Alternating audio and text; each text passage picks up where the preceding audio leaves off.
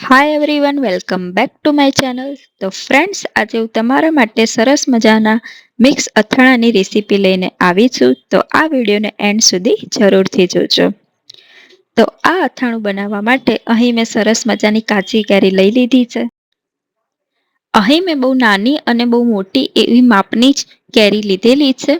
જે અથાણાની આપણે માર્કેટમાં મળે છે તે જ કેરી મેં અહીં લઈ લીધી છે. હવે આ કાચી કેરીને આપણે બંને સાઈડથી થોડી કટ કરી દીધી છે અને હવે તેની છાલ નીકાળી દેવાની છે. તમે જો છાલવાળી પણ કાચી કેરી સુધારતા હોય તો તે પણ આ અથાણામાં ચાલી જાય છે. કાચી કેરીને આપણે એકદમ ઝીણી સુધારી દેવાની છે. તો અહીં મેં કાચી કેરીની છાલ નીકાળી લીધી છે. હવે એને ચોરસ શેપમાં, એકદમ ઝીણા શેપમાં એને કટ કરી લેવાની છે. આ અથાણું ખાવામાં પણ ખૂબ જ ટેસ્ટી લાગે છે અને આ અથાણું ઘરમાં સૌ કોઈને ખૂબ જ ભાવશે. આ અથાણું જ્યારે મારા ઘરમાં બને છે ત્યારે નાનાથી લઈ મોટા સુધી સૌ કોઈને આ અથાણું ખૂબ જ ભાવે છે. અને આ અથાણું મિક્સ હોય છે, બહુ ખાટું પણ નથી હોતું અને તીખું પણ નથી હોતું અને એકદમ સરસ ટેસ્ટી હોય છે. આ અથાણામાં તમને બધા જ ટેસ્ટ આવી જાય છે. આ અથાણું તમે એકવાર અવશ્યથી ટ્રાય કરજો. તો ફ્રેન્ડ્સ, હવે આપણી કાચી કેરી પણ સરસ રીતે સુધારી લીધી છે. હવે બીજું મેં અહીં થોડું લસણ લઈ લીધું છે, લીલા મરચાં લીધા છે અને ગાજર લીધું છે. વિડીયોમાં તમે જુઓ છો તે જ રીતે આપણે અલગ અલગ શેપમાં ગાજરને, લીલા મરચાંને અને લસણને કટ કરી દેવાના છે.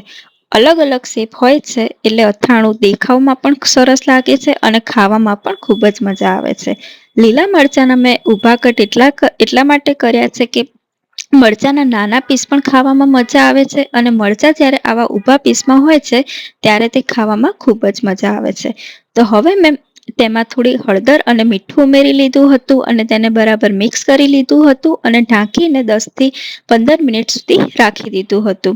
તમે ઢાંકીને તેને 1 થી 2 કલાક રાખશો તો પણ તે સરસ થઈ જશે.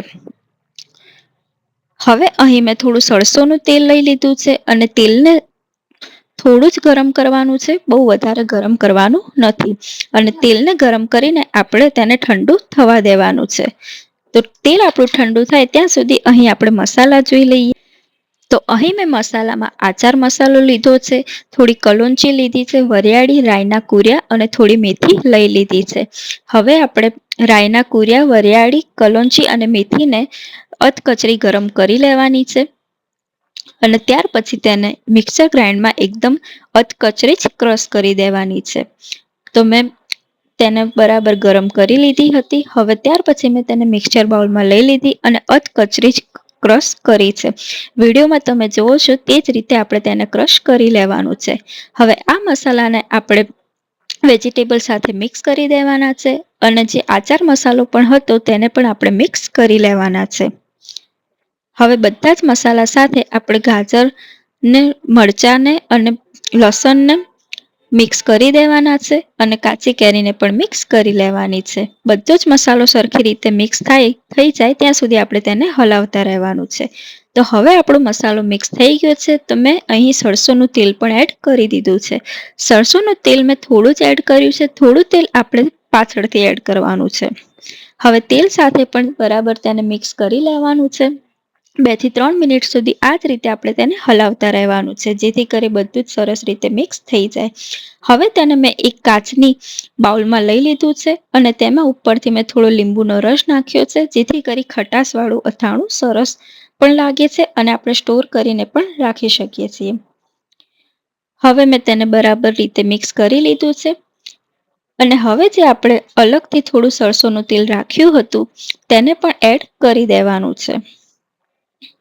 તો ફ્રેન્ડ્સ, આપણું મિક્સ અથાણું તૈયાર થઈ ગયું છે. આ અથાણું એકદમ સિમ્પલ જ રેસીપીથી છે અને આ અથાણું ખાવામાં પણ ખૂબ જ ટેસ્ટી લાગે છે. આ અથાણું તમે ઘરે અવશ્ય ટ્રાય કરજો અને આ અથાણું તમને કેવું લાગ્યું તે પણ મને અવશ્યથી કહેજો.